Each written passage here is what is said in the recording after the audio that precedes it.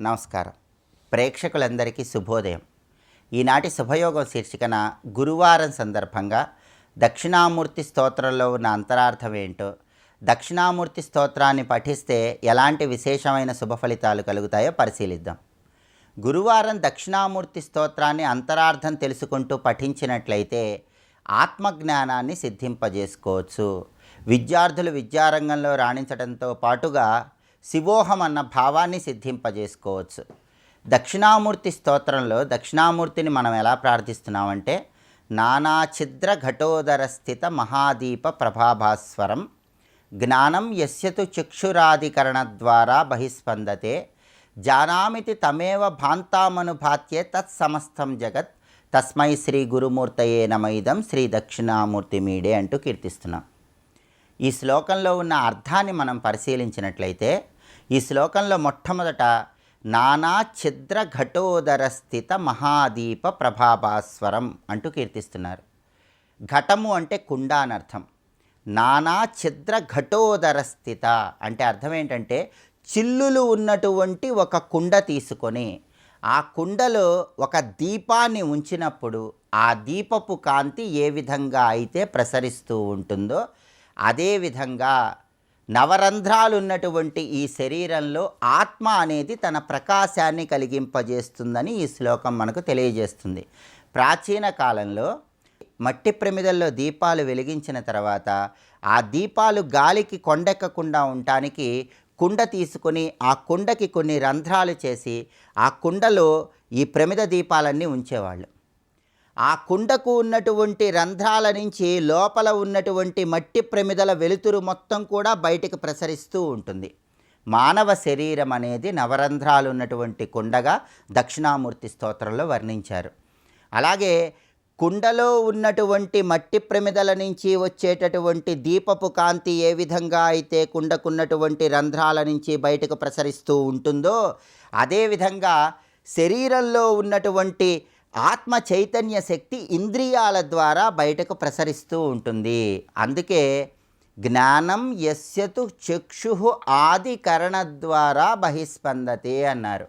అంటే చెవుల ద్వారా మనం ఒక విషయాన్ని వింటున్నామన్నా, నేత్రాల ద్వారా ఏదైనా వస్తువును చూస్తున్నామన్నా, నోటి ద్వారా ఏదైనా మాట మాట్లాడుతున్నామన్నా, జ్ఞానం యస్యతు చక్షు ఆదికరణ ద్వారా బహిస్పందతే, వాటన్నిటికీ కారణం లోపల ఉన్నటువంటి ఆత్మ చైతన్య శక్తి అని దక్షిణామూర్తి స్తోత్రంలో ఉన్న ఈ శ్లోకం మనకు తెలియజేస్తోంది. అంటే మనకు ముందుగా పంచేంద్రియాలు ఉంటాయి. కన్ను, ముక్కు, చెవి, నాలుక, చర్మము. ఈ పంచేంద్రియాలకు వెనుక మనస్సు, బుద్ధి ఈ రెండు ఉంటాయి. ఈ రెండిటికి వెనుక ఆత్మస్వరూపం ఉంటుంది. ఆ ఆత్మస్వరూపం అన్ని కాలాలలో ఉంటుంది. ఇక్కడ కాలాలు అంటే జాగ్రత్త, స్వప్న, సుషుప్తి అని అర్థం. జాగ్రత్త అవస్థ అంటే మనం మేలుకొన్నటువంటి స్థితి. నిద్ర అవస్థ అంటే మనం నిద్రించేటటువంటి స్థితి. సుషుప్తి అవస్థ అంటే మనం గాఢ నిద్రలో ఉన్నటువంటి స్థితి. మనం మేల్కొన్నా, నిద్రిస్తున్నా, గాఢ నిద్రలో ఉన్న ఈ మూడు స్థితుల్లో కూడా లోపల ఆత్మ చైతన్య శక్తి ఉంటుంది. ఆ ఆత్మ చైతన్య శక్తి ఉండటం వల్లే ఇంద్రియాలనేవి వాటి పని అవి చేస్తున్నాయి. ఈ మూడు అవస్థలని మనం సమదృష్టితో చూడగలిగే స్థితి వస్తే దాన్ని నాలుగవ అవస్థ, తురీయ అవస్థ అనే పేరుతో పిలుస్తారు. యోగికి ఆ తురీయ అవస్థ ఉంటుంది. ఏ వ్యక్తి అయితే ఆత్మ సాక్షాత్కారం పొందుతాడో, ఏ వ్యక్తి అయితే ఆత్మ జ్ఞానం కలుగుతుందో, నేను శరీరం కాదు, ఇంద్రియాలు కాదు, మనస్సు కాదు, బుద్ధి కాదు, నాలో వచ్చే ఆలోచనలు కాదు, నేను ఆత్మస్వరూపము, నేతి నేతి, ఇది నాది కాదు, నేను ఆత్మనే అనే భావం వస్తుందో అలాంటి వ్యక్తి మాత్రమే ఈ ఇంద్రియాలను తన అధీనంలో ఉంచుకొని జాగ్రత్త, స్వప్న, సుషుప్తి ఈ మూడు అవస్థల్ని సమానంగా చూస్తూ ఒక అవస్థలో ఉంటాడు. దాన్నే తురీయ అవస్థ అంటారు.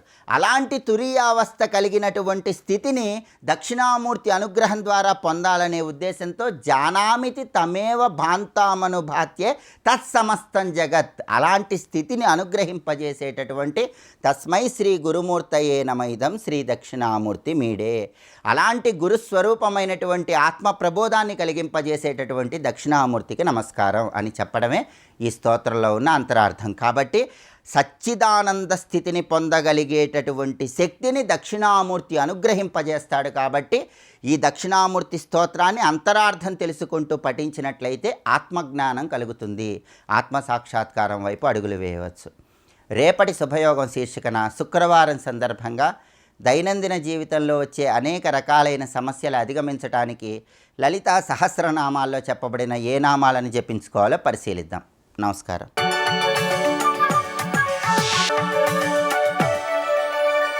నందకిశోర నవనీత చోర నాద విహార శ్రీధర, నందకిశోర నవనీత చోర నాద విహార శ్రీధర. ఏవైతే చెడు చేతలున్నాయో వాటి నుంచి మరలాలి. అలాగే అశాంత దర్పాత్మన, దర్పము, పొగరుమొత్తనం, అహంకారం మొదలైనవి శమించాలి, శాంతించాలి. ఇవన్నీ సాధించితే వాడు సంస్కృతాత్మ, వాడు కృతాత్మ. అది లేనిటువంటి వాళ్ళు అకృతాత్ములు అన్నాడు ఇక్కడ. అంటే తపస్సు, ఇంద్రియ జయము, పాపముల నుంచి మరలుట, దర్పము అణచుట, ఇవి చెయ్యని వారెవరో అటువంటి చిత్తం కలవారని అకృతాత్ములు అంటారు. అలాంటి అకృతాత్ములు ఎన్ని ప్రయత్నాలు చేసినా నన్ను పొందలేరు. ఇది భగవానుడు చెప్పినది. తర్వాత చెప్తున్నాడు అచేతసః. అచేతసః అంటే వివేకం లేని వాళ్ళు అని అర్థం, అవివేకినః అని అర్థం. వివేకం అంటే మాటి మాటికి మనం చెప్తాం ఇది ఆత్మ దానాత్మ అని స్పష్టమైన వివేకం ఉండాలి. దానికి తోడు కృతాత్ములై ఉండాలి. అకృతాత్ములు కారాదు. అకృతాత్ములైనా అచేతస్కులైనా అంటే మనస్సును సంస్కరించుకోలేకపోయినా, వివేకం లేకపోయినా వాళ్ళు ప్రయత్నించినప్పటికీ నన్ను పొందలేరు. కనుక ఎన్ని సాధనలే ప్రయత్నాలు, ఈ లక్షణాలు లేనటువంటి వాడు ఎన్ని సాధనలు చేసినా లాభం లేదు. తెలుసుకోండి. ఎన్నో మంత్రాలు జపం చేస్తూ ఉంటాం, ప్రాణాయామాలు చేస్తాం, అప్పుడే నాకు ఎన్నో చక్రాలు దాటి ఫీలింగ్ అండి అని అది వచ్చింది. ఇలాంటి కబుర్లన్నీ ఆడతాం. కానీ ఈ రెండూ లేనప్పుడు ఎందుకు? ఈ రెండు అంతరంగ సాధనలు, ఈ రెండు, ఇది చాలా ప్రధానమైన భగవానుడు చెప్తున్నాడు. ఎన్ని ప్రయత్నాలు చేయు, ఇవి తెచ్చుకో, ఇవి తెచ్చుకో, ఇవి తెచ్చుకోనంత వరకు ప్రయోజనాలు లేవండి. ఇంతవరకు భగవానుడు సాధనకు కావలసినవన్నీ చెప్పాడు. ఒక్కసారి తన స్వరూపాన్ని ఎలా చెప్పాడో ఒక్కసారి గమనించండి. ఇందులో ముందు చెప్పినది యత్పదం, తత్పదం. అదేంటంటే సర్వస్య అవభాసకమపి అగ్నియాదిత్యాదికం జ్యోతి నా అవభాసయతే. మొదలు చెప్పినది అంటే అన్నిటినీ ప్రకాశింపజేస్తున్నాడు, సూర్యచంద్రాగ్నుల్ని, కానీ అవి ఆయన ప్రకాశింపజేయలేదు. ఆయన తత్వాన్ని చెప్పాడు. రెండవది, దేన్ని చేరితే మళ్ళీ సంసారానికి అభిముఖులు కారో అంటే మళ్ళీ సంసారం వైపు తిరగరో అది నా పదం. అదేవిధంగా ఏది ఉపాధి భేదాన్ని అనుసరించి కుండలలో ఆకాశము వలె సర్వభూతముల యందు వ్యాపించిందో అది నా స్వరూపం. మూడు చెప్పాడు కదా, ఇది తత్పదం, ఇది తన తత్వం అని చెప్పాడు కదా. అటువంటి పదము తస్య పదస్య సర్వాత్మత్వ సర్వవ్యవహారాస్పదత్వంచ వివక్షు చతుర్భిశ్లోకై విభూతి సంక్షేపం ఆహ భగవాన్. అటువంటి స్వరూపం అంటే పరమాత్మ యథార్థ స్వరూపం 3 పాయింట్లో తెలుసుకున్నాం. ఇంతవరకు చెప్పిన దాని యొక్క సారాంశం 3 పాయింట్లుగా డివైడ్ చేసి చూపించారు భగవత్పాల్ వారు. మరొకసారి రిపీట్ చేద్దామా తెలుసుకున్నట్టుకు? మొదటేం చెప్పాడంటే ఏ పదము అంటే ఏ పరబ్రహ్మస్వరూపము సూర్యచంద్రాదులను ప్రకాశింపజేస్తున్నదో, సూర్యచంద్రులు దేన్ని ప్రకాశింపజేయలేరో అది అని చెప్పాడు. రెండవది, దేన్ని పొందితే తిరిగి వెనక్కి రారో అది ఆ పదం అన్నాడు. ఆ పదమైన పరమాత్మ స్వరూపమే సర్వ జీవలోకంలో జీవుడుగా వ్యవహరింపబడుతున్నది. అలాంటి ఆ పరమాత్మ సర్వాత్మకుడు, సర్వ వ్యవహారమునకు ఆధారమైన వాడు అని చెప్తున్నా ఇక్కడి నుంచి 4 శ్లోకములు. ఎందుకంటే మనం ఉన్నది వ్యవహారంలో కదా. వ్యవహారంలో కనబడే వాటి యందు పరమాత్మను ఎలా పట్టుకోవాలో చెప్తున్నాడు ఇక్కడ. ఇంతవరకు వ్యవహారాతీతుడు గురించి చెప్పు, వ్యవహారంలో పరమాత్మను పట్టుకోవడానికి ప్రయత్నించాను, ఉన్నది అక్కడ కనుక. అంటే మా ఊరు వస్తే నేను చూస్తాను, కానీ ఆ ఊరు దాకా వెళ్ళి ఓపిక లేదండి. కనుక ఇవన్నీ దాటి వెళ్ళి పరమాత్మను పట్టుకోవడం కంటే మేము ఉన్న చోట వస్తే చెప్తాం. ఉన్న చోట రావడం ఏంటయ్యా, ఉన్న చోట ఉన్నాడు, ఉన్న చోట నాకు తెలియట్లేదండి అంటే ఒక పని చేయి, కొన్నిట్లో ఆయన ప్రకాశం బాగా కనబడుతుంది, వాటిని పట్టుకో అన్నాడు ఇక్కడ. దాన్ని ఏమంటారు? విభూతి. విభూతి అంటే వివక్షకు చతుర్భిశ్లోకై విభూతి సంక్షేపం ఆహ భగవాన్. ఇది అద్భుతమైన మాట చెప్తున్నాడు. విభూతులను చెప్తున్నాడు. విభూతులనుగా పరమేశ్వరుడు ప్రకాశం ఎక్కడెక్కడుందో అది, దాన్ని పట్టుకుని ఆయన్ని ఉపాసించాలన్నాడు ఇక్కడ. అది ప్రారంభిస్తున్నాడు. యదాదిత్యగతం తేజో జగద్భాసయతేఖిలం యచ్చంద్రమసి యచ్చాగ్నౌ తత్తేజో విద్ధి మామకం. ఇప్పుడు ఏం చెప్తున్నాడు? సూర్యుని యందు చంద్రుని యందు అగ్ని యందు ఏ తేజస్సుందో అది నాదని తెలుసుకో అన్నాడు. ఇప్పుడు దీన్ని బట్టి భగవంతుడా నువ్వు కనబడట్లేదంటే పిచ్చినాయన కనబడేదే నేను రా అంటున్నాడు ఆయన ఇక్కడ. ఇది నీ ప్రయత్నం. ఇది ఆధారం చేసుకుని మన ఉపాసన అనేది వచ్చిందండి. ఉపాసన దేన్ని చేయాలి? ఇప్పుడు చెప్తున్న దాన్ని చేయాలి. అందుకే మనకి వీటిని ఆధారం చేసుకుని ఉపాసనలన్నీ పెట్టారు. సూర్యమండలంలో పరమాత్మను ధ్యానించడం, సూర్యోదయాత్ పూర్వం నిద్ర లేవడం, సూర్యుడిని నమస్కారం చేయడం. నువ్వు విష్ణు భక్తుడివైతే వెంటనే జయ సదా సవిత మండల మధ్యవర్తి నారాయణ అంటావు. నీ శివభక్తుడివైతే సూర్యమండల మధ్యస్థం సాంబం అంటావు. అమ్మవారి భక్తుడివైతే భానుమండల మధ్యస్థ అంటావు. కానీ సూర్యుడు ప్రధానం. ఎందుకు? ఎవరైతే అమ్మవారుగా శివుడిగా విష్ణువుగా పరమాత్మనికి నేరుగా కనబడట్లేదు కనుక ఇందులో ఉన్నది చూడన్నాడు. అంటే ఇక్కడ డౌట్ వస్తుంది నీకు. సర్వవ్యాపకుడు అన్నప్పుడు సూర్యుల్లో చంద్రుల్లో అగ్నిలో ఉన్నదే మరి చూడమంటారేంటండి అంటే సర్వవ్యాపకుడిని చూడలేవు గనక అన్నాడు ఇక్కడ. మరి దీనిలోనే ఎలా చూస్తామంటే భగవత్పాల్ వారికి ఉపమానం చెప్పారు. అది ఎలాంటిదంటే సత్వాధిక్యాత్ ఆధికోపపత్తే అన్నారు ఇక్కడ. అంటే కొన్ని విభూతులు కొన్ని ఉపాధులు యందు సత్వాధిక్యం ఉంటుంది అన్నాడు. సత్వాధిక్యం అంటే పరమాత్మతత్వాన్ని గ్రహించి మనకి ఇవ్వగలిగే శక్తి సత్వం. ఆ మూడు గుణాలు కలిసిపోయి ఉన్న చోట ఈశ్వరుని తెలుసుకోలేవు. సత్వం బాగా ఎక్కడుంటుందో అక్కడ ఈశ్వరతత్వం బాగా ప్రకాశం అవుతుంది కనుక నువ్వు దాని ద్వారా తెలుసుకునే ప్రయత్నం చేస్తావు. సత్వము అనగానే కేవలం సత్వగుణం మాత్రమే కాకుండా అధిక బలము, అధిక పరాక్రమము, అధిక తేజస్సు ఎక్కడ కనబడుతుందో అది పరమాత్మ విభూతిగా చూడాలి. ఎందుకంటే ఆయన బలస్వరూపుడు, సర్వ జగత్తుకి బలమిచ్చిన వాడు కదా. అటువంటి వాడు మరి సర్వజగత్తుకి బలమిచ్చిన పరమాత్మను తెలియాలి అంటే నీకంటే అధిక బలస్వరూపమైనటువంటివి, నీకంటే నిత్యం ఉండేవి, నీకంటే వ్యాపకమైన దాని యందు చూడాలి. ఇది నువ్వు చూస్తున్న జగత్తులో నీకంటే వ్యాపకమై ఈశ్వరుని వలె అన్నిటికీ ప్రకాశం ఇచ్చేది, అన్నిటికీ ప్రాణాన్నిస్తూ నడిపిస్తూ ఈశ్వరుని వలె దేనికి అంటకుండా ఇంచుమించి ఈశ్వర లక్షణాలే కనబడుతున్నటువంటి దాన్ని ముందు ఈశ్వరుడిని ఉపాసించు. అందుకు ఆదిత్యుడు వచ్చాడు.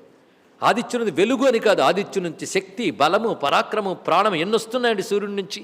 ఇవన్నీ ఇప్పుడు సైన్స్ చెప్తోంది, అప్పుడు వేదం చెప్పింది. అందుకే మన ఉపాసనలన్నీ ఆదిత్య మండలం చుట్టూనే తిరుగుతూ ఉంటాయి. ఆదిత్య మండలాంతర్వర్తిగానే పరమాత్మను ఉపాసన చేస్తాం. కానీ ఆదిత్య మండలం ఏష చైవాగ్నిహోత్రంచ ఫలంచవాగ్నిహోత్రణం. భారతీయులకు ఆదిత్యుడు సర్వదేవతాత్మకుడైన పరమాత్మ. స్వస్తి.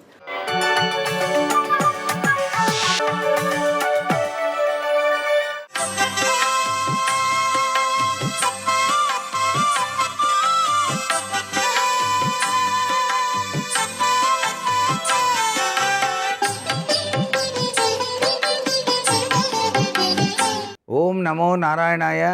ఓం నమః శివాయ. శ్రీమాత్రే నమః.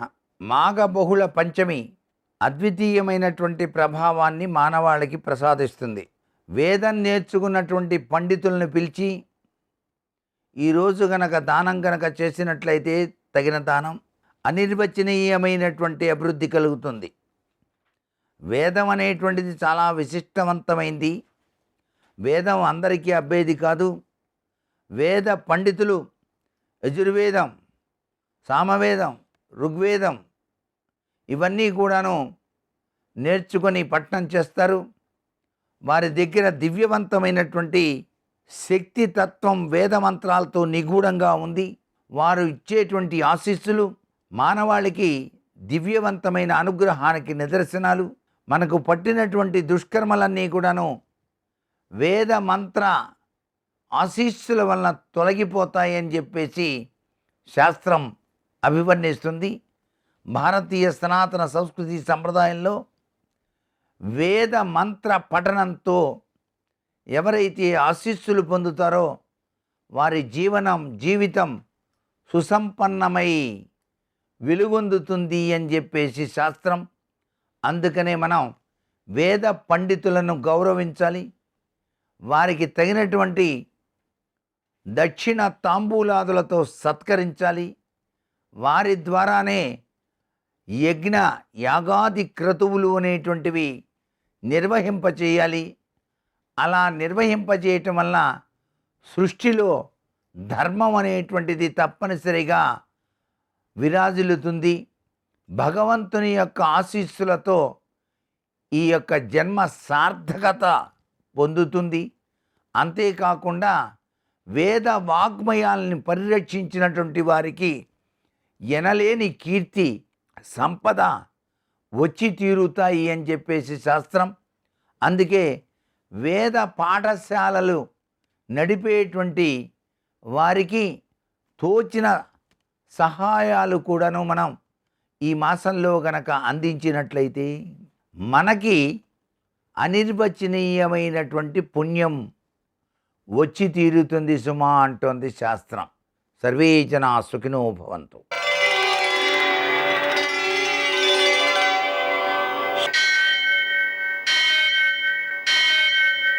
सहस्रशीर्षं देवं विश्वाक्षं विश्वशम्भुवं विश्वं नारायणं देवमक्षरं परमं पदं विश्वतः परमां नित्यं विश्वं नारायणगुं हरिं विश्वमेवेदं पुरुषस्तद्विश्वमुपजीवति पतिं विश्वस्यात्मेश्वरगुं शाश्वतगुं शिवमच्युतं नारायणं महाज्ञेयं विश्वात्मानं परायणम्.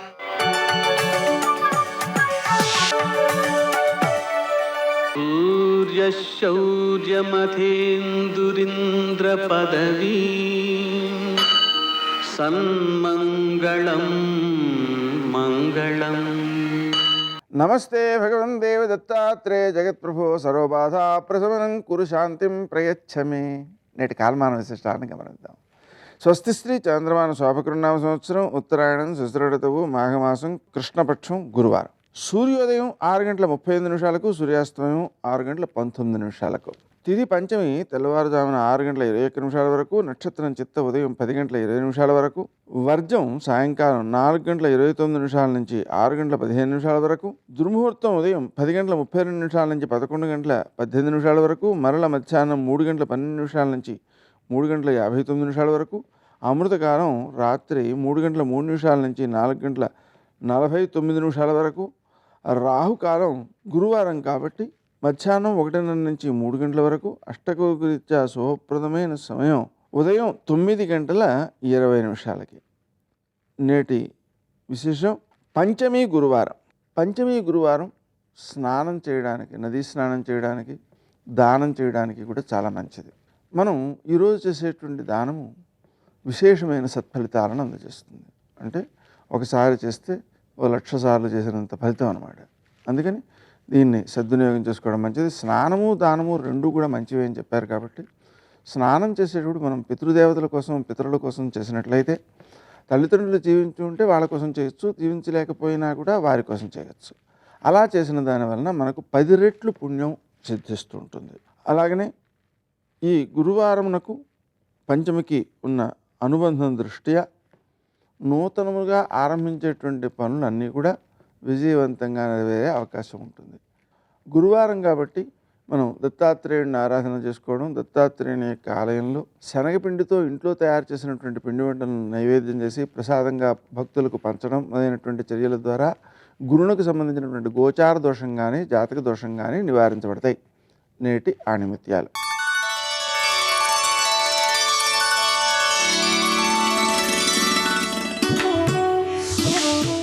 ఆత్మాభిమానం అంటే అవసరాలని పొందడం కోసం మనని మనం కోల్పోకపోవడం.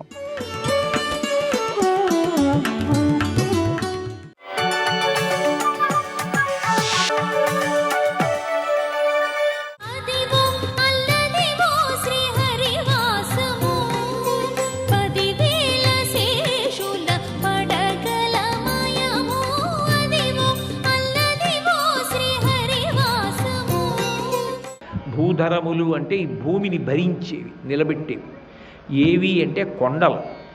మనకు అనుమానం వస్తుంది, అదేమిటండి పట్టుకోవడం అంటే కింద కదా పట్టుకోవాలి, పైన ఉంటాయి కదా, భూమి మీద ఎలా పట్టుకుంటాయని.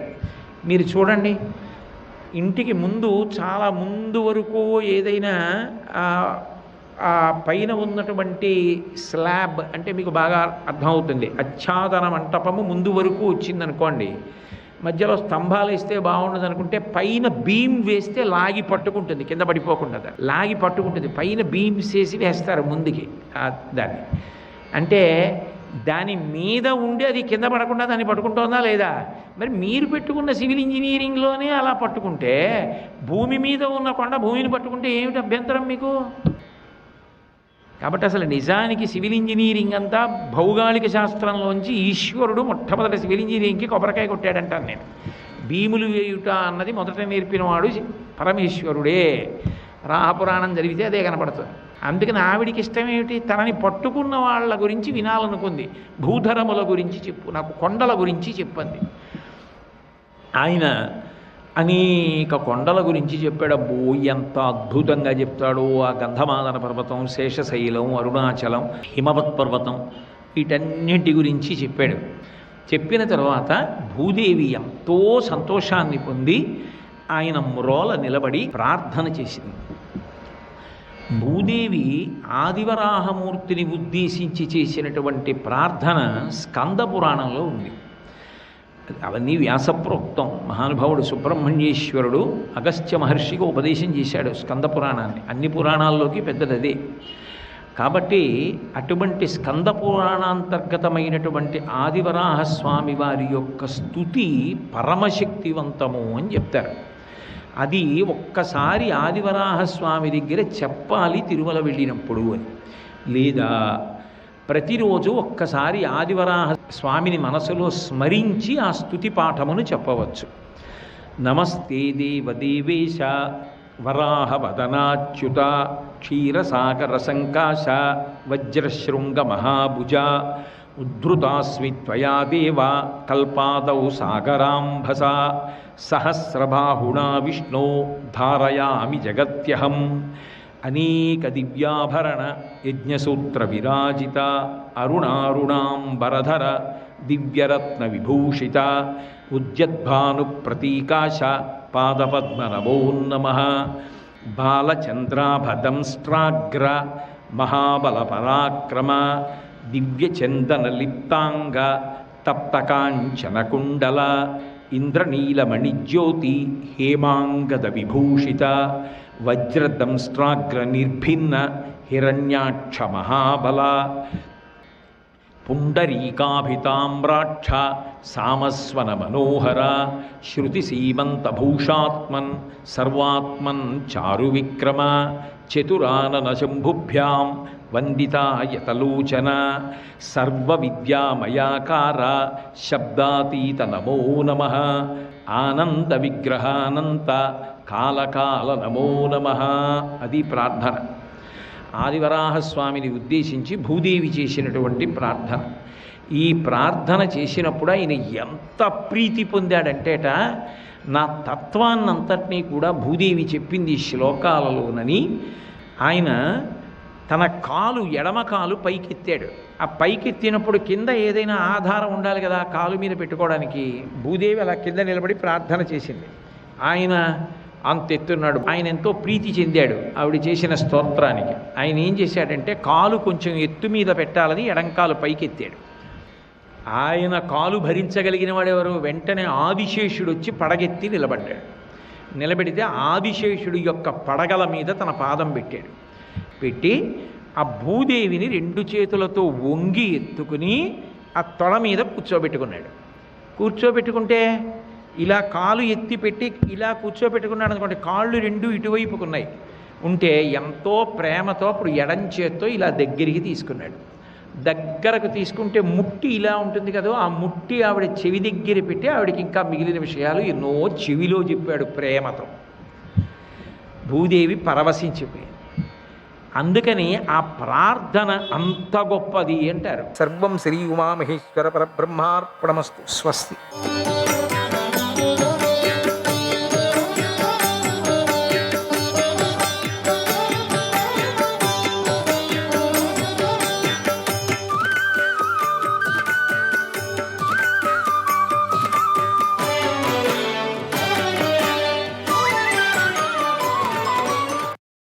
సంజయుడు ధృతరాష్ట్రుడికి ఇలా చెప్పాడు, ఓ మహారాజా, భీముడు రణభూమిలో రథసేనను దాటి ముందుకొస్తున్నాడు. ఆ భీముడిని చూసి ద్రోణుడు నవ్వుతూ అతన్ని అడ్డగించాలని బాణాలను ప్రయోగించాడు. అక్కడికి వెళ్ళకూడదు కదా, సాత్వికి దగ్గరికి వెళ్ళకూడదు కదా. ఎందుకంటే సాత్వికి దగ్గరికి సాయంత్రం లోపల వెళ్ళకూడదు. తర్వాత చీకటైపోతే అర్జునుడు సావు. ఇది వీళ్ళ యొక్క లెక్క. భీముడు ఆ బాణాలను సహించాడు. తన బలంతో తన ప్రభావంతోనూ కౌరవులను మోహానికి గురిచేసి వారిపై దాడి చేశాడు. కౌరవ సేనలోని రాజులు నీ కుమారుల చేత ప్రేరేపించబడి యుద్ధభూమిలో వేగంగా అన్ని వైపుల నుండి భీముడిని అడ్డుకొన్నారు. వారిని చూసి భీమసేనుడు సింహనాదం చేశాడు. ఇంతలో భోజసేనను, దరదసేనను, మ్లేచ్ఛ గణాలను ఎందరనో ఎదిరిస్తూ పోరాడుతున్నటువంటి సాత్వికని చూశాడు. మధ్యలోనూ చూశాడు. ఇంకా వెళ్ళినట్టుగా వెళుతున్నాడు, అర్జునుడి దగ్గరికి వెళ్ళలేకపోతున్నాడు. అర్జునుడు కనపడుతున్నాడు, మళ్ళీ మూసుకుపోతున్నాడు. అంటే సైన్యం. సాత్వికని చూశాడు.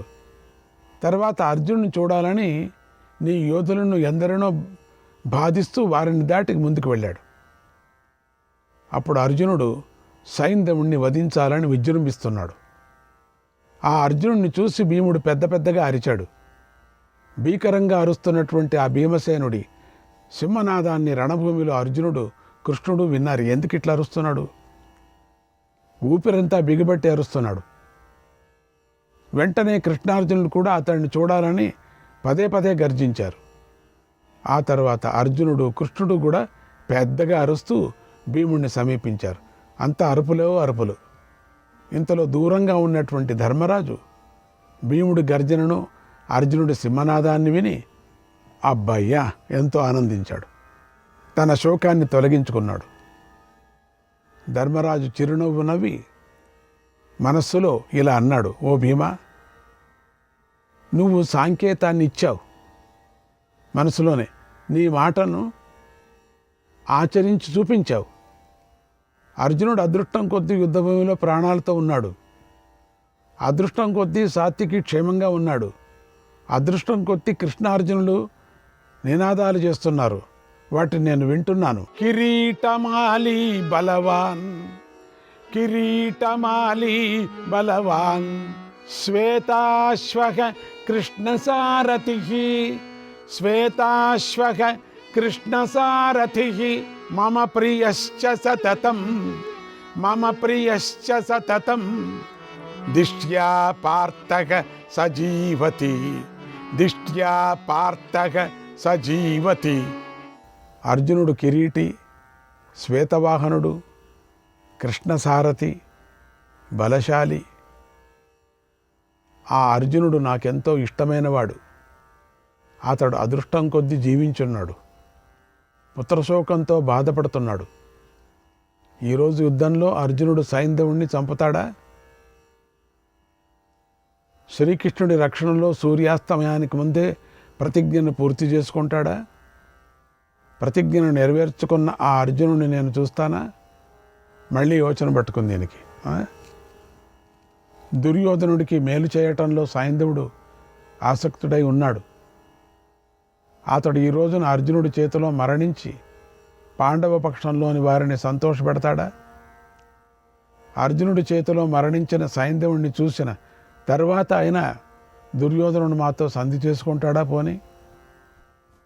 అలాగే భీముడి చేతిలో చనిపోయిన సోదరులను చూసిన తర్వాత అయినా బుద్ధిహీనుడైనటువంటి ఆ దుర్యోధనుడు మాతో సంధి చేసుకుంటాడా?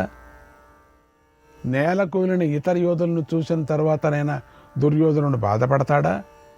అతడి మనస్సు కరుగుతుందా? మిగిలిన వీరులను రక్షించుకోవాలని దుర్యోధనుడు సంధికి అంగీకరిస్తాడా అని ఇలా అనేక విధాలుగా ధర్మరాజు దయామయుడై చింతించాడు. పాపం అలా ధర్మరాజు ఒక పక్క చింతిస్తూ ఉండగా మరో పక్క ఘోరమైన యుద్ధం జరుగుతూనే ఉంది అన్నాడు సంజయుడు. శ్రీకృష్ణాయ పరమాత్మనే నమః. 129 నుండి 137 వరకు గల అధ్యాయాలు.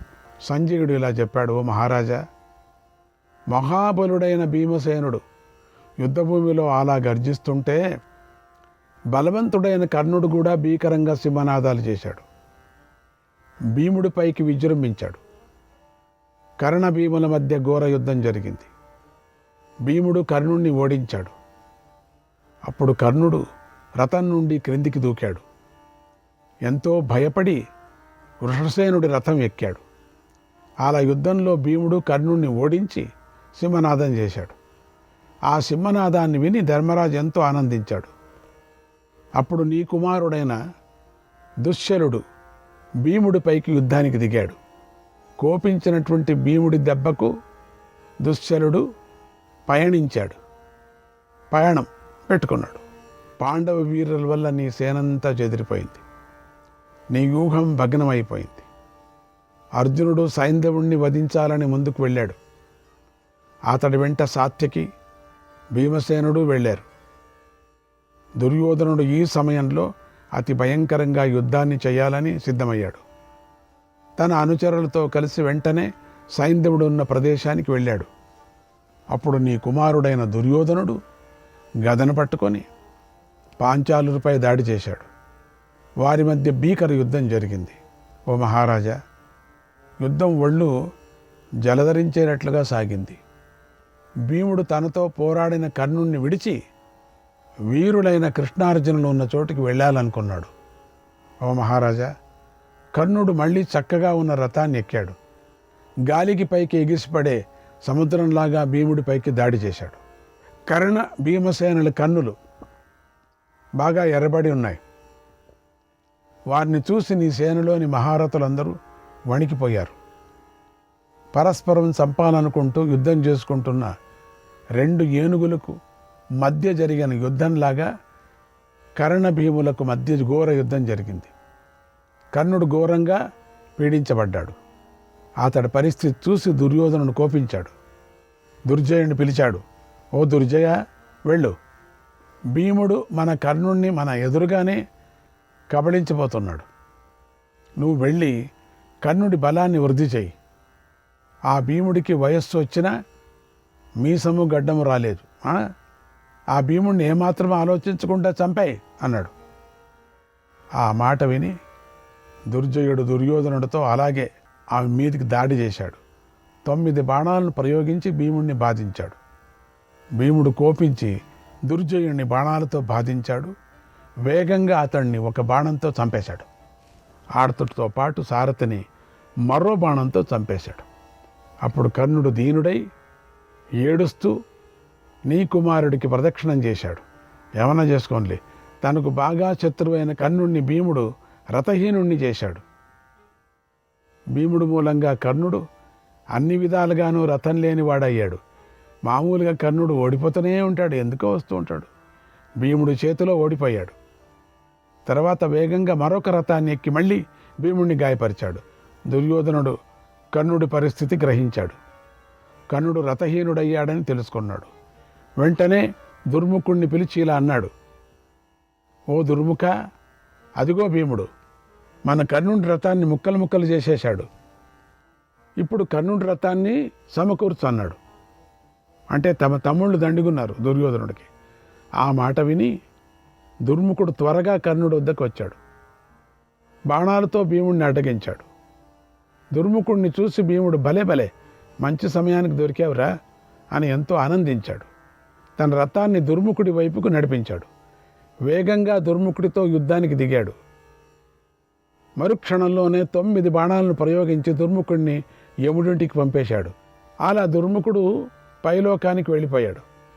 కర్ణుడు దుర్ముఖుడి రథమెక్కి సూర్యుడిలాగా ప్రకాశించాడు. వాడు ఎట్లా చచ్చిపోయాడు కదా, ఆ రథం ఎక్కాడు ఈయన అదే పని కర్ణుడికి. ఏ రథం ఖాళీ ఉందో అక్కడ ఎక్కుతుంటాడు. కానీ దుర్ముఖుడిని చూసి ఎంతో ఏడిచాడు. మళ్ళీ చూశాడు, భయపడ్డాడు కూడా. ఏంట్రో నాగతి ఇట్లే అవుతుందని. దుర్ముఖుడు నెత్తురోడుతూ రణభూముల్లో పడి ఉన్నాడు. అతన్ని చూసి కర్ణుడు దుఃఖాన్ని తట్టుకోలేకపోయాడు. యుద్ధాన్ని ఒక ముహూర్తకాలం ఆపాడు. మరణించిన దుర్ముఖుడిని దాటి ప్రదక్షిణం చేశాడు. వేడి నిట్టూర్పులు విడిచాడు. కొద్దిసేపు కర్ణుడికి ఏం చేయాలో తెలియలేదు. వేగంగా 14 బాణాలను ప్రయోగించి భీముడిని గాయపరిచాడు. అవి భీముడి భుజాన్ని చీల్చుకుంటూ భూమిలోకి చొచ్చుకొని పోయాయి. అయినా కూడా భీముడు విజృంభించాడు. భీముడి చేతిలో ఓడిపోయిన కర్ణుడిని చూసి నీ 5 కొడుకులు సహించలేకపోయారు. ఇంకా ఉన్నారు 5. వారే దుర్మర్షణుడు, దుస్సహుడు, దుర్మదుడు, దుర్ధరుడు, దుజయుడు. ఈ 5 చిత్ర కవచాలను ధరించి భీమసేనుడిపైకి దాడి చేశారు. వారు అన్ని వైపుల నుంచి భీముడిని అడ్డగించారు. మిడతల దండులాగా వీళ్ళు బాణాలు ప్రయోగిస్తూ 10 దిక్కులను కప్పేశారు. భీముడు వారిని చూసి నవ్వుతూ వారిపైకి దాడి చేశాడు. 25 బాణాలను ప్రయోగించి గుర్రాలు సారథులతో సహా ఆ వీరులందరినీ యముడింటికి పంపించాడు. వారందరూ ఎంతో ఆనందం. వారందరూ మహావృక్షాలు గాలికి నేల కూలినట్లుగా ప్రాణాలు కోల్పోయారు. తమ తమ రథసారథులతో వాళ్ళందరూ సహా రథాలపై నుండి కింద పడిపోయారు. అప్పుడు భీముడు చూపించిన పరాక్రమం అత్యద్భుతంగా ఉంది. భీముడి చేత కర్ణుడు పదునైన బాణాలతో అన్ని వైపులా అడ్డగించబడ్డాడు. అందు కర్ణుడు భీముణ్ణి తీక్షణంగా చూసి కోపించాడు. జీవితంపై విరక్తిని పొందాడు. ఈరోజు రణభూమిలో తన కళ్ళ ఎదురుగానే భీముడు నీ పుత్రులను చంపటం చూసి తాను పెద్ద తప్పు చేసినట్లుగా భావించాడు. వాళ్ళని వెళ్ళమంది తప్పు. 5 మంది చాలా అద్భుతమైన వాళ్ళు అన్యాయంగా పంపించాను, మహావీరులు అయ్యో పోయారే అనుకున్నాడు. భీముడితో గల పూర్వ వైరాన్ని తలుచుకుంటూ కోపించాడు. ఇంతలో భీముడు కర్ణుడి శరీరంపై పదునైన బాణాలను ప్రయోగించాడు. భీముడికి చాలా కోపం. ఆ కర్ణుడి పరిస్థితి దుర్యోధనుడు గమనించాడు. సోదరులతో ఇలా అన్నాడు, ఇంకా ఉన్నారు సోదరులు, మీరు త్వరగా కర్ణుడి రథం దగ్గరికి వెళ్ళండి అన్నాడు. అప్పుడు నీ పుత్రులు అన్నగారి మాటను పాటించారు. భీముడిపైకి బాణాలు ప్రయోగిస్తూ వేగంగా కర్ణుడి వద్దకు వెళ్ళారు.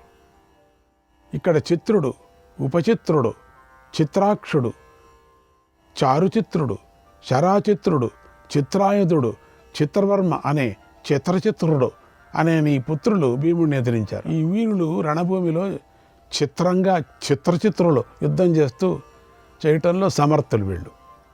వీరు తీవ్రంగా దాడి చేస్తూ ఉండగా భీముడు ఒక్కొక్క బాణాన్ని ప్రయోగించాడు.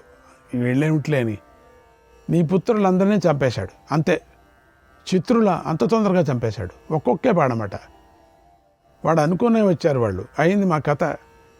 ఒకరికొకరు ముఖాలు చూసుకున్నారు. ఎక్కడక్కడ చూసుకుందాంలే, వీర స్వర్గంలో చూసుకుందాం అనుకున్నారు. కొంతమంది కౌగలించుకున్నారు, ముద్దులు పెట్టుకున్నారు. అయిపోయింది మన కథ. నువ్వెక్కడో నేనెక్కడో, ఎక్కడో పుట్టాం, ఎక్కడో పెరిగాం, ఎక్కడికో వెళుతున్నాం అనుకున్నారు. వైరాగ్యం అందరికీ వచ్చింది. అయినా బాణాలు ప్రయోగించారు. ఆ భీముడు ఏం చేశాడు, ఒక్కొక్కే బాణంతో ఒక్కొక్కరిని ఖండించేశాడు. అప్పుడు వారు గాలికి కూలిన చెట్లలాగా నేల మీద పడి మరణించారు. అవును కదా, మహారథులైన నీ కొడుకులు చాలా. అలా చనిపోవటాన్ని చూసి కర్ణుడు ఎంతో దుఃఖించాడు. వారిని చూస్తూ ఆ సమయంలో విదురుడు చెప్పిన మాటను బాగా అప్పుడొచ్చిన జ్ఞాపకం గుర్తు చేసుకున్నాడు. చింతించాడు. కర్ణుడి వద్ద కొత్త రథం యథావిధిగా సిద్ధం చేయబడి ఉంది. మళ్ళీ అంతే, ఈయన కొత్త రథాలు ఎక్కుతూ ఉండడం పని అంతే, ఇంకేం లేదు. కర్ణుడు విచారిస్తూ ఆ రథాన్ని ఎక్కి వేగంగా భీముడిపైకి దాడి చేశాడు. రథములో కర్ణుడు ఎక్కి యుద్ధం చేస్తున్నాడు అన్నంగానే రథికులు కొత్త రథం వెనక రెడీగా పెట్టుకుంటారు. ఎప్పుడూ అంతే. ఆ రథం పోతుంది, మళ్ళీ ఇంకొక రథంలో ఎక్కడం పని. కర్ణుడు వెనకల సైన్యం లేదు, రథాలున్నాయి దండిగా. భీముడి ధనుష్టంకారాన్ని విని కర్ణుడు సహించలేకపోయాడు.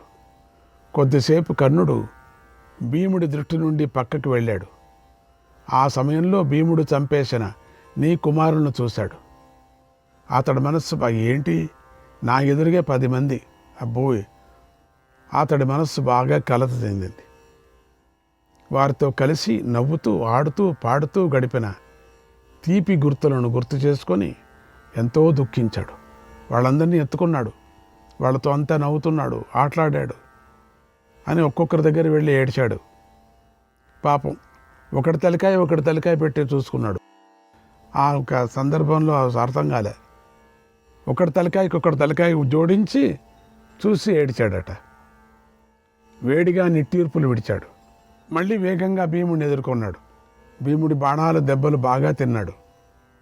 అది చూసి నీ కొడుకైన దుర్యోధనుడు తొందరగా రాజులతోనూ రాజకుమారులతోనూ తన సోదరులతోనూ ఇలా అన్నాడు, మీరందరూ ఇప్పుడు భీముడి నుండి కర్ణుణ్ణి రక్షించడానికి వెళ్ళండి. కర్ణుడు చూడు, ఇప్పటికే 4 రథాలు వేరు వేరు ఎక్కాడు, ఇంకేం ఇదే పని ఆయనకి, వెళ్ళండి మీరంతా. భీముడు బాణాలు కర్ణుడిని కబళింపజేస్తున్నాయి, కనుక మీరు కర్ణుడిని రక్షించడానికి ప్రయత్నించండి అన్నాడు. అప్పుడు ఆ ఆజ్ఞను నీ 7 కుమారులు పాటించారు. వారందరూ చాలా కోపంతో భీముడిపై ఆక్రమించి భీముని చుట్టుముట్టారు. ఆ సమయంలో భీముడు గత వైరాన్ని తలుచుకున్నాడు. నీ కుమారుల శరీరం నుండి ప్రాణాలను లాగుతున్నట్లుగా బాణాలను ప్రయోగించాడు. అవి నీ కుమారుల గుండెలను చీల్చేసి ఆకాశంలో సంచరించే గరుడు పక్షుల్లాగా ప్రకాశించాయి. వీళ్ళు పేరు చెప్పలేదు. ఆ 7 బంగారు బాణాలు నీ కుమారుల నెత్తురును తాగి ఆకాశంలోకి దూసుకొని బంగారు బాణాలు వేశాడట. భీముడి బాణాలకు తమ తమ రథాల నుండి వారు నేలపై పడ్డారు. ఆ మరణించిన ఆ 7 పుత్రులు ఎవరంటే శత్రుంజయుడు, శత్రుసహుడు, సచిత్రుడు, సచిత్రాయుధుడు, సద్రుజుడు, సచిత్రసేనుడు, సవికర్ణుడు. భీముడు ఈ 7 ఇలా దారుణంగా వధించాడు. నీ యొక్క ఈ పుత్రులు అందరిలోనూ సవికర్ణుడు అంటే భీముడికి ఎంతో ఇష్టం. అయినా భీముడికి అతడిని చంపక తప్పలేదు. అతడి చంపే సమయంలో భీముడు ఎంతో దుఃఖించాడు. అతడి కోసం బాధపడుతూ ఇలా అన్నాడు, ఓ వికర్ణ, ఇది నా ప్రతిజ్ఞ. ఆనాడు ధృతరాష్ట్రపుత్రులందరినీ యుద్ధంలో చంపుతాను అని నేను ప్రతిజ్ఞ చేశాను. అందుకే నిన్ను చంపవలసి వచ్చింది. ఏమీ అనుకోకు. నేను ఇప్పుడు నా ప్రతిజ్ఞ కాపాడుకుంటూ పుత్రులందరినీ చంపేస్తున్నాడు వరుసగా. వీరా, నువ్వు క్షత్రియ ధర్మ ప్రకారమే యుద్ధానికి వచ్చావు, యుద్ధం చేశావు. అందువల్లే నేను కూడా క్షత్రియ ధర్మ ప్రకారమే నిన్ను చంపాను. అందుకనే నీకు బంగారు బాణం వేశానయ్యా, వేరే మామూలు బాణం వేయలేదు. క్షత్రియ ధర్మం చాలా నిష్ఠూరమైంది, నిందించదగింది. ఈ ఘోరమైన యుద్ధము నిందించదగింది. క్షత్రియ ధర్మమే ఇటువంటిది. నువ్వు ఎప్పుడూ ధర్మరాజు హితాన్ని కోరుకుంటూ ఉంటావు. వికర్ణుడు ఎందుకంటే అప్పుడు ఆ అడ్డపడ్డాడు. జ్ఞాపకం ఉందా మీకు? ద్రౌపది సందర్భంలో విడకొడే లేచింది. అందుకని ఆయన చూస్తే ఇష్టం అందరికీ, పాండవులకి. కానీ ఏం చేసేది? ఆ ధర్మరాజు హితాన్ని కోరుకుంటూ ఉంటావు ఎప్పుడు కూడా. నీకు ఎంత మంచి బుద్ధి అయ్యా! అందరిలో నువ్వు ఒక్కడయ్యా. నాకు చాలా ప్రేమ అయ్యా నేను చూస్తే. అలాగే మా మేలును కోరుకుంటూ ఉంటావు. ఆ గాంగేయుడైన భీష్ముడు బృహస్పతితో సమానమైన వాడు. ఆయన కూడా దెబ్బతిన్నాడు. అది న్యాయమో అన్యాయమో మొత్తానికి రణభూమిపై శయనించి ఉన్నాడు. ప్రాణాలను విడిచిపెట్టడానికి సిద్ధంగా ఉన్నాడు. యుద్ధం అనేది చాలా నిందించదగింది అయ్యా అని చెప్పుకుంటున్నాడు. ప్రేమైన వారిని పోగొట్టుకోవలసిన పరిస్థితి కల్పిస్తుంది, ఎంతో దుఃఖాన్ని మిగిల్చి పెడుతుంది అన్నాడు వికర్ణుడిని చూసి. చాలా ఇష్టం. ఆ రోజు సరిగలేదు నువ్వు చేసే దుశ్శాసన, ద్రౌపదిని వదిలిపెట్టు అన్నాడు. జ్ఞాపకం ఉందా? ఇప్పుడు అది జ్ఞాపకం చేసుకున్నాడు భీముడు. మనం జ్ఞాపకం చేసుకోవాలి ఇప్పుడు. అందుకని ధర్మరాజుకి తానంటే చాలా ఇష్టం, నాకు కూడా చాలా ఇష్టం వికర్ణ. తర్వాత భీముడు కన్నీళ్లు తుడుచుకొని తన ధర్మాన్ని పాటించాడు. కర్ణుడు చూస్తూ ఉండగానే భీకరంగా సింహనాదం చేశాడు. శ్రీకృష్ణాయ పరమాత్మనే నమః.